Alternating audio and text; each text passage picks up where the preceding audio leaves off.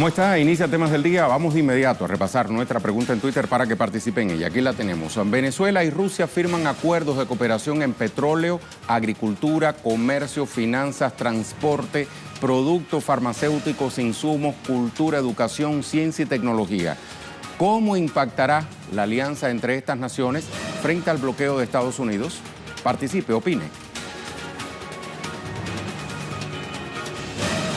Y así es, las delegaciones que participan en la 14ª sesión plenaria de la Comisión Mixta Intergubernamental de Alto Nivel Rusia-Venezuela cerraron su agenda con la firma de 11 acuerdos en diversas áreas, mientras que en el país suramericano los servicios básicos afectados por el más reciente ataque al sistema eléctrico se recuperan progresivamente. Le vamos a ampliar en nuestro primer tema del día. Acompáñenos durante los próximos minutos.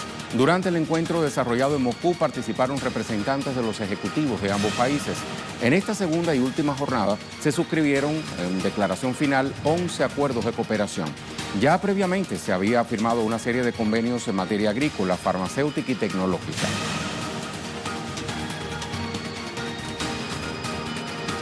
Revisemos de qué van estos nuevos acuerdos. Hablamos de pactos en áreas como petróleo, finanzas, agricultura, comercio, cultura, educación, ciencias y tecnología. Se tomaron importantes proyecciones en el seno de la Subcomisión Especial de Electricidad y Pesca. Además, Rusia se comprometió a apoyar a Venezuela en el envío de medicamentos e insumos para hacerle frente al bloqueo económico del cual es víctima el país suramericano.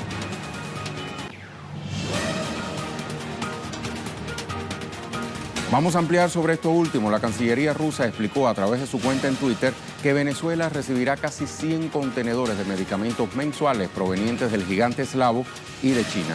La mencionada institución citó al ministro de Salud venezolano, Carlos Alvarado, quien informó que Venezuela recibirá un promedio de 99 contenedores de medicamentos mensuales desde Rusia y China hasta el fin de año, a pesar del bloqueo estadounidense contra la nación bolivariana.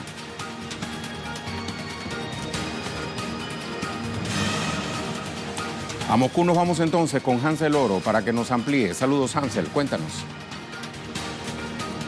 Sí, hola, un saludo para ti y para toda nuestra teleaudiencia. Así es. Al finalizar la sesión plenaria de esta 14ª Comisión Mixta Intergubernamental entre Rusia y Venezuela, se suscribieron unos 7 acuerdos que están contemplados en torno al sector agroalimentario, también ciencia, tecnología, educación, intercambio cultural, por otra parte la cooperación audiovisual. No obstante, recordemos de que en el día de ayer se realizó este primer foro económico y empresarial entre ambos países que trajo como resultado, en palabras de la propia ministra de Comercio Exterior e Inversión Internacional de Venezuela, Yomana Kotech, esto trajo como resultados al menos buscar intenciones de negocios valorados en un total de 3.200 millones de euros, cuyo 70% está destinado al sector agrícola. Por otra parte, el propio vicepresidente sectorial de Planificación de Venezuela, Ricardo Menéndez, quien encabeza la delegación de la nación bolivariana acá en Rusia, sostuvo un primer encuentro con el propio copresidente de esta Comisión Mixta Intergubernamental por la parte de Rusia, Yuri Borisov, en la sede del gobierno de esta nación euroasiática. Borisov hacía referencia a esta reiteración de Rusia, del Kremlin, en torno al respaldo del presidente de Venezuela, Nicolás Maduro, sobre todo también denunciando las presiones externas que ejercen tanto las potencias occidentales como los Estados Unidos. Por otra parte, recordar de que en los últimos 15 años en las relaciones entre ambos países se han suscrito un total de 268 acuerdos, que es el sello de la alianza estratégica que mantienen estos gobiernos. Hasta acá la información. Adelante. Muchas gracias, Hansel. Y le comentábamos al comienzo que los servicios básicos en Venezuela se recuperan progresivamente tras los más recientes ataques al sistema eléctrico nacional. La víspera, el presidente Nicolás Maduro ofreció un balance de estos primeros días, mientras que hoy el presidente de la Asamblea Nacional Constituyente, Diosdado Cabello, denunció una vez más la injerencia de Estados Unidos. Le vamos a ampliar. Ya ayer mismo, unas declaraciones del genocida Elliot Abrams, que no estaba contemplado la aplicación del 187 numeral 11. El que crea, sí, que es prematuro, el que crea en la palabra de Estados Unidos, es todavía a estas alturas un iluso. Estados Unidos engaña constantemente, manipula al mundo, lo está manipulando con lo que ocurre en Venezuela. Nos acusa de cualquier barbaridad que a ellos se les ocurra y no presentan nunca una sola prueba. Esto los tiene a la oposición venezolana, por supuesto, los deja fuera de lugar, los desenfoca. El también primer vicepresidente del Partido Socialista Unido de Venezuela agregó que la revolución bolivariana concentra sus esfuerzos en garantizar el restablecimiento de los servicios públicos en todo el territorio nacional. Pero nosotros sabemos con quién debemos molestarnos. Y ahí la conciencia. No es con la revolución bolivariana, que está trabajando incansablemente para que se restablezca de manera definitiva el servicio eléctrico y se estabilice, o el servicio de agua, o todos los servicios públicos, que ellos decidieron atacarlos. ¿Quiénes son ellos? La oposición venezolana dirigida por Estados Unidos.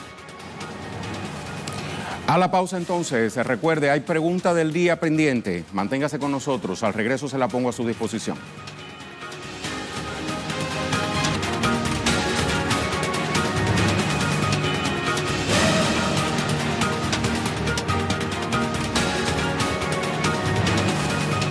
Estamos de vuelta y lo hacemos con nuestra imagen del día, que nos lleva a Argelia, en cuya capital y otras ciudades continúan las manifestaciones opositoras por séptima semana consecutiva, incluso tras el anuncio de Abdelaziz Bouteflika el pasado miércoles de cesar sus funciones como presidente de la nación.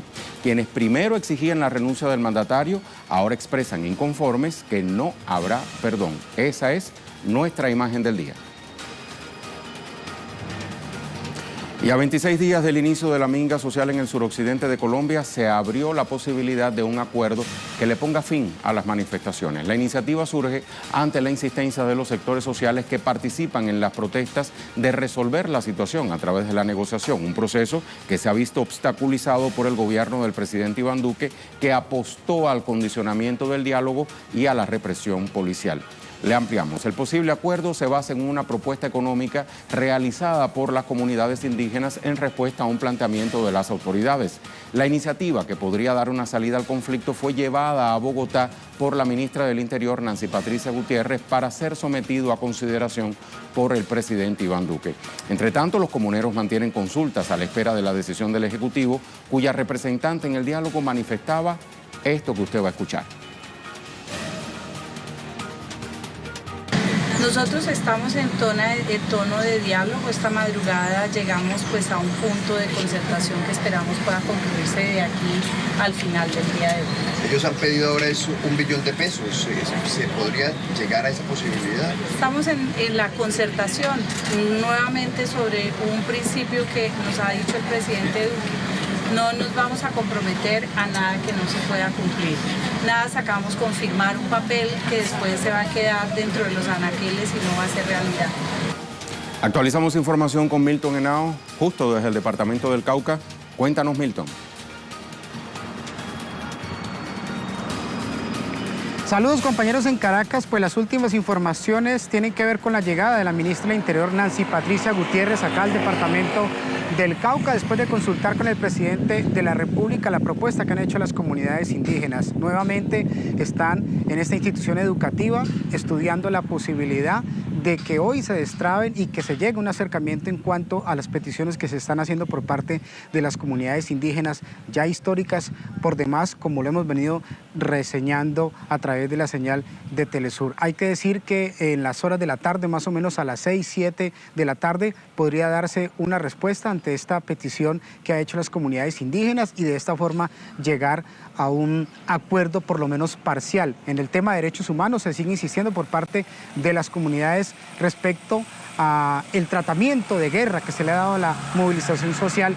En este caso se han traído a colación por lo menos lo que ha pasado en el departamento del Valle del Cauca, específicamente en la Universidad del Valle, donde también los estudiantes fueron reprimidos cuando estos se solidarizaron con esta minga indígena. Hay que decir que la ministra ha dicho claramente que el presidente de la República va a tratar de que lo que se pacte sea cumplible y no se va a pactar nada que no esté por fuera de lo de que económicamente se pueda cumplir, dicen ellos, por parte del gobierno nacional. Nosotros, por supuesto, acá atentos a lo que pase con el resultado de esta negociación, que al parecer ya está llegando a su fin y a un buen acuerdo.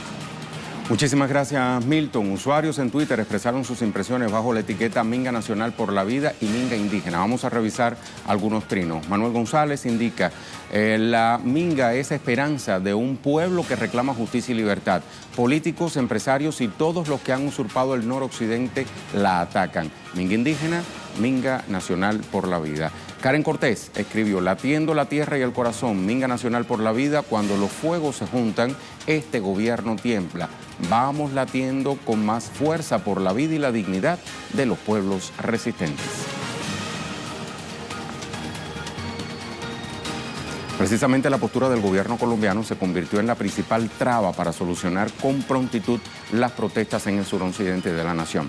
Los procesos de diálogo que adelantaron durante casi un mes el gobierno y los comuneros, tanto en la región del Cauca como en el departamento de Valle del Cauca, fueron suspendidos en varias oportunidades debido a la insistencia del gobierno nacional de condicionar la continuidad de las negociaciones al desbloqueo de la vía panamericana, y a este factor también se sumó la represión de la fuerza pública y la negativa del presidente Duque en atender personalmente esta coyuntura.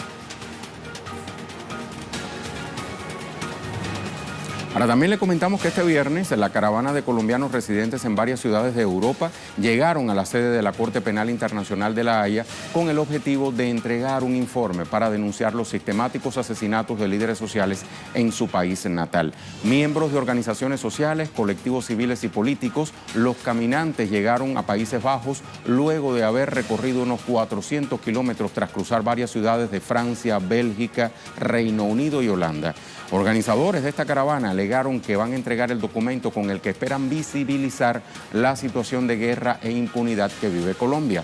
Se prevé que sean atendidos por el fiscal Fatou Bensouda para denunciar además los ataques a la paz luego de que el gobierno del presidente Duque objetara los acuerdos suscritos en La Habana en 2016.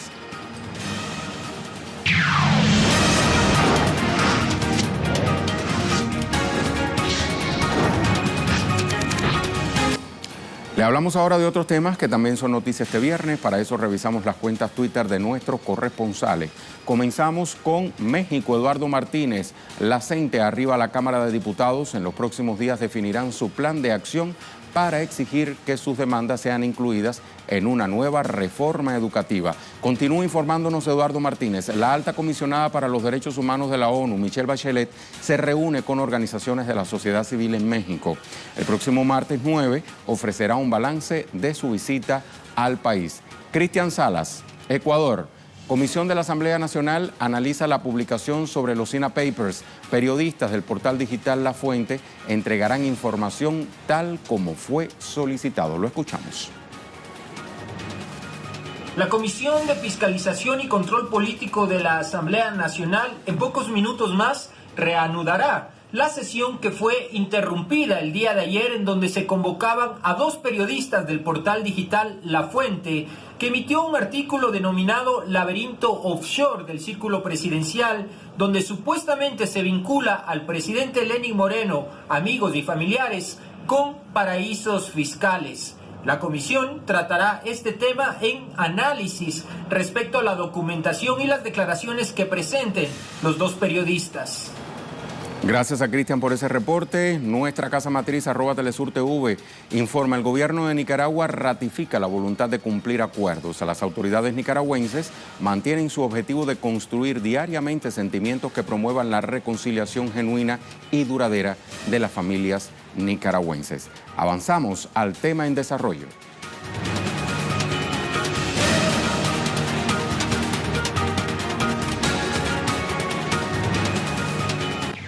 Nuestro tema en desarrollo nos lleva a Brasil. Este viernes arranca en la ciudad de Porto Alegre la caravana Lula Libre en el contexto del primer año del encarcelamiento arbitrario del expresidente Luiz Inácio Lula da Silva, que se cumplirá este domingo 7 de abril. Danay Galetti nos actualiza. Saludos, Danay. El ex candidato presidencial Fernando Haddad encabeza esta caravana. ¿Qué más hay?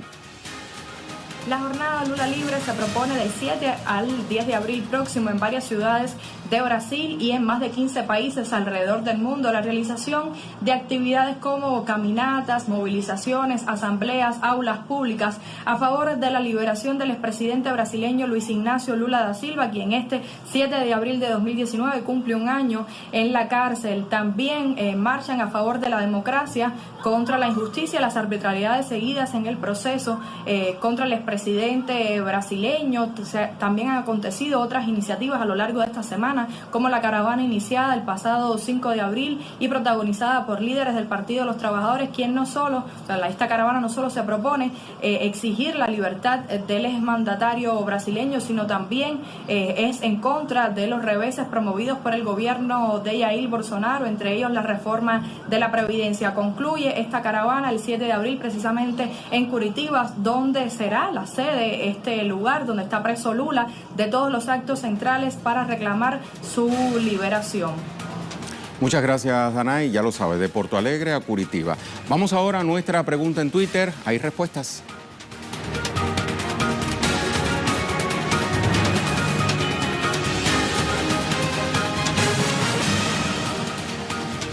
Aquí tenemos la pregunta del día. Venezuela y Rusia firman acuerdos de cooperación en petróleo, agricultura, comercio, finanzas, transporte, productos farmacéuticos, insumos, cultura, educación, ciencia y tecnología. ¿Cómo impactará la alianza entre estas naciones frente al bloqueo de Estados Unidos? Vamos a ver la primera respuesta. Leonardo Urrieta dice, es súper positivo que Venezuela, nación soberana, firme tan importantes convenios con una potencia mundial como lo es, a ver, vamos a ver qué dice Leonardo, como lo es la Federación Rusa. El gobierno de los Estados Unidos debe respetar la soberanía de los pueblos y entender que ya no son la primera potencia mundial. Muchas gracias, Leonardo. Una segunda respuesta, la de David. Cada día el imperialismo norteamericano pierde más terreno ante la política de paz y apoyo que demuestra el gobierno de Rusia. Sin embargo, debemos estar alerta ante las acciones desestabilizadoras de la administración de Trump para impedir la nueva geopolítica mundial de paz. Gracias, David. Y por último, vamos a ver la tercera. Leo Malik dice, vamos a ver qué nos responde Leo. Dios bendiga a Rusia por ese gesto tan humanitario lleno de bondad hacia Venezuela. Rusia será el país número 1 en todos los aspectos. Venezuela tiene que aprender de sus errores, de sus enemigos y de sus aliados. Muchas gracias también a Leo Malik por su respuesta.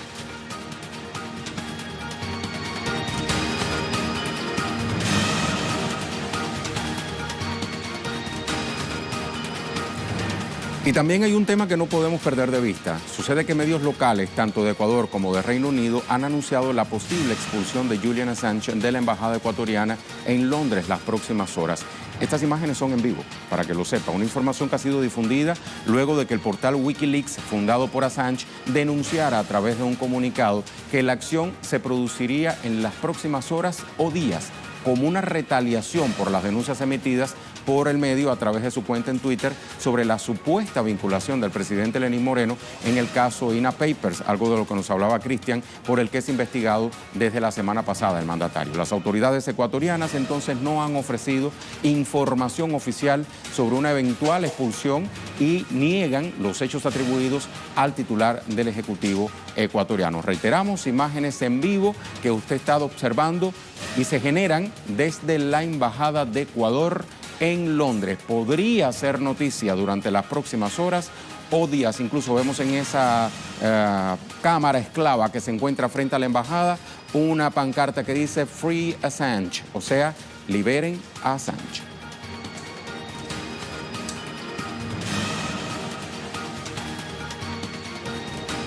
Lo dejamos con el video web del día, producciones audiovisuales que puede conseguir compiladas en la cuenta en Facebook de Telesur.